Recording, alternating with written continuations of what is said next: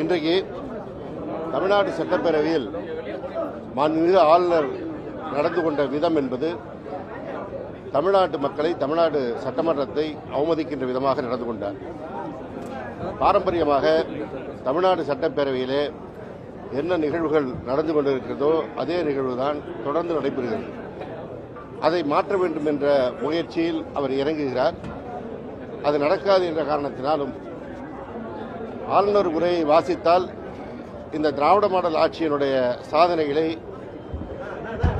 வரிசையாக அடுக்க வேண்டிய சூழல் வரும் என்ற காரணத்தினால் இந்த அரசினுடைய சாதனைகளை மக்களிடத்திலே கொண்டு சேர்க்கக்கூடாது என்கின்ற எண்ணத்தினாலும் தான் அவர் இன்றைக்கு அப்படி நடந்து கொண்டார். 59 பக்கத்திற்கு ஆளுநர் உரை தமிழ்நாடு அரசினுடைய மாண்புமிகு தமிழ்நாடு முதலமைச்சர் தளபதி அவருடைய ஆட்சியின் சாதனைகளை முழுவதுமாக விவரிக்கின்ற வகையில் இருக்கிறது. அதை படிப்பதற்கு தயங்கிக் கொண்டுதான் இன்றைக்கு இந்த நாடகத்தை நடத்தியிருக்கின்றார். கடந்த முறை தமிழ்நாட்டுடைய பெயரை சொல்லாமல் மறுத்தவர் ஒட்டுமொத்த புறக்கணித்து சென்றார். அதற்கு அவர் சொல்லியிருக்கிற காரணம், தேசிய கீதம் பாடப்படவில்லை, நான் ஏற்கனவே தேசபக்திக்கு ஒட்டுமொத்த என்று தமிழ்நாட்டு மக்கள் இதற்காக இவர்கள் சுதந்திர ஈடுபட்டு ஈடுபட்டு என்று அழைக்கப்பட்டிருக்கிறார்கள். முன்னாள் காங்கிரஸ் முன்வைக்கவில்லை. முதலில் பாட இதுவரை ஆளுநர்கள் இருக்கிறார்கள். அவர்களுக்கு எல்லாம் இந்த ஆட்சியாளர்களும் அந்யோன்யமானவர்கள் முடிகின்ற பொழுது தமிழ்தாய் வாழ்த்து துவங்கி ஆளுநர் உரையை தமிழிலே மாண்புமிகு அவைத்தலைவர் அவர்கள் வாசித்த பிறகு இறுதியாக தேசிய கீதம் பாடப்பட்டு அதற்கு மாண்புமிகு தமிழ்நாடு முதலமைச்சர் உட்பட அனைவரும் எழுந்து நின்று முறையாக மரியாதையாக அதற்கான மரியாதையை செலுத்திதான் தேசிய கீதமும் இன்றைக்கு பாடப்பட்டிருக்கிறது. எனவே தேசிய கீதத்திற்கு எந்த விதத்திலும் தமிழ்நாட்டு மக்கள் ஒரு அவமரியாதை செய்பவர்கள் கிடையாது. தமிழ்நாடு சட்டப்பேரவை அவமரியாதை செய்பவர்கள் கிடையாது. எனவே இந்த தவறான வாதத்தை வைத்து ஒரு நாடகத்தை நடத்துவதற்கு முன்வந்த ஆளுநரை இதற்காக அவர் வருத்தம் தெரிவிக்க வேண்டும் என்று நான் இந்த நேரத்தில் தெரிவித்துக் கொள்கிறேன். ஏற்கனவே அவருடைய நடவடிக்கைகள் தமிழ்நாட்டு மக்களால் அவர் புறந்தள்ளப்பட்டுக் கொண்டிருக்கின்றார். பல்வேறு விஷயங்களில் அவர் தான் ஒரு நியமிக்கப்பட்ட ஆளுநர் என்பதை மறந்து ஏதோ தேர்ந்தெடுக்கப்பட்ட அரசாங்கத்தை விட தான் பெரியவர் என்கின்ற ஒரு சிந்தனையில் அவர் செயல்பட்டுக் கொண்டிருக்கிறார். இதன் காரணமாகவே ஆளுநர் ரவியே வெளியேறு என்கின்ற ஒரு சூழலை அவர் அந்த ஒரு கோஷம் எழுகின்ற நிலையை அவர் ஏற்படுத்திக் கொண்டிருக்கின்றார்.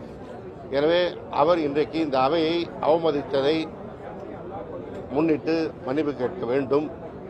இந்த திராவிட முன்னேற்ற கழகத்தை பொறுத்தவரை தேசபக்தியில் இவர்களுக்கெல்லாம் ஒன்று குறைந்தவர்கள் கிடையாது. எங்கள் முதல்வருக்கோ திராவிட முன்னேற்ற கழகத்திற்கோ பாடம் நடத்துகின்ற தகுதி இவருக்கு கிடையாது. சீன போர் துவங்கி சமீபத்தில் நடந்த கார்கில் போர் வரை திராவிட முன்னேற்ற கழகம் தனிப்பட்ட முறையில் அதற்கான நிதி வழங்கியதாக இருந்தாலும் அரசின் சார்பாக வழங்கியதாக இருந்தாலும் மற்ற மாநிலங்களை விட விஞ்சுகின்ற அளவிற்கு தான் தன்னுடைய பங்கை ஆற்றி வந்திருக்கின்றது. இன்றைய ஆளுநர் உரை முடிவில் கூட வாழ்க பாரத நாடு என்றுதான் முடித்திருக்கின்றோம்.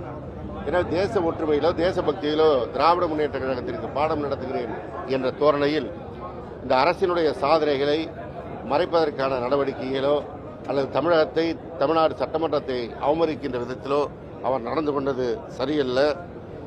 இந்த அவருடைய ஒரே நோக்கம் தமிழ்நாடு அரசினுடைய சாதனைகளை எடுத்துக் கூறக்கூடாது என்பதுதான். இன்னும் சொல்லப்போனால் தேசிய கீதத்தை அவமதித்ததே இந்த ஆளுநர் ரவிதான். தேசிய கீதம் பாடுகின்ற வரை இருக்காமல் உடனடியாக அவர் வெளிநடப்பு செய்கிறார். கடந்த ஆண்டும் இதே சூழல்தான். ஆளுநர் உரையிலே பல்வேறு திருத்தங்களை செய்து அந்த அறிக்கையை வாசித்தார். அதற்கு பிறகு தேசிய கீதம் பாடுகின்ற அளவிற்கு கூட காத்திருக்காமல் தேசிய கீதத்தை புறக்கணித்து கடந்த முறையும் வெளிநடப்பு செய்தார். எனவே 2 முறை அவர்தான் தேசிய கீதத்தை புறக்கணித்து வெளிநடப்பு செய்திருக்கிறார். எனவே அதற்காக அவர்தான் வருத்தம் தெரிவிக்க வேண்டும் என்பதை இந்த நேரத்தில் நான் பதிவு செய்ய விரும்புகிறேன். வேறு உள்நோக்கினா அவருடைய நடவடிக்கை ஒட்டுமொத்தமாக தவறான ஒரு நடவடிக்கை என்பது நாடு அறியும், நாட்டு மக்கள் அறிவார்கள். அதையெல்லாம் மறைக்கின்ற விதமாகத்தான் அங்கே இருந்து உரையாற்றுவதற்கு அவர் விரும்பாமல் தான் வெளியேறினார். சார், அவர் பதவி காலம் முடிஞ்ச பிறகு இந்த தொடர்ச்சியா நீட்டிக்கிட்டு இருக்காரு. அது அவரே அவமானப்படணும். இந்த பதவி காலம் அவருக்கு நீட்டிப்பு வழங்கப்படவில்லை. இன்னும் சொல்லப்போனால் ஒரு பாமர மொழியில் சொன்னால் அந்த பதவியில் நீடிப்பதற்கு ஒன்றிய அரசோ பிரதமரோ குடியரசுத் தலைவரோ தக்க செய்தியை கூறாமல் இந்த பதவியில் அவர் ஒட்டி கொண்டிருக்கின்றார். ஒட்டி கொண்டிருக்கின்ற ஒருவர் அதை அவமானமாக கருதி உடனடியாக வெளியேறுவதுதான் அவருக்கு அழகு, அவர் படித்த ஐபிஎஸ்ஸிற்கு அழகு. கண்டிப்பாக, ஏன்னா இவர் வெளியில போகணும்னு நினைச்சுதான் ஒன்றிய அரசு இருக்குது போல, ஒன்றிய அரசை ஆளுகின்ற பாஜக இருக்கிறது போல. ஆனால் அதை அவர் அதை எதிர்கொள்ளாமல் இந்த பதவியிலே ஒட்டிக்கொண்டு களத்தை ஓட்டிக் கொண்டிருக்கிறார். ஒன்றிய அரசுல பல்வேறு கருத்துக்கள் இருக்கிறது. இவருக்கு ஒரு ஆதரவு இருக்கலாம், இவருக்கு எதிரும் இருக்கலாம். ஆனால் இவருக்கான பதவி நீட்டிப்பு வழங்கவில்லை என்பதுதான் முக்கிய செய்தி. ஓகே சார், நன்றி.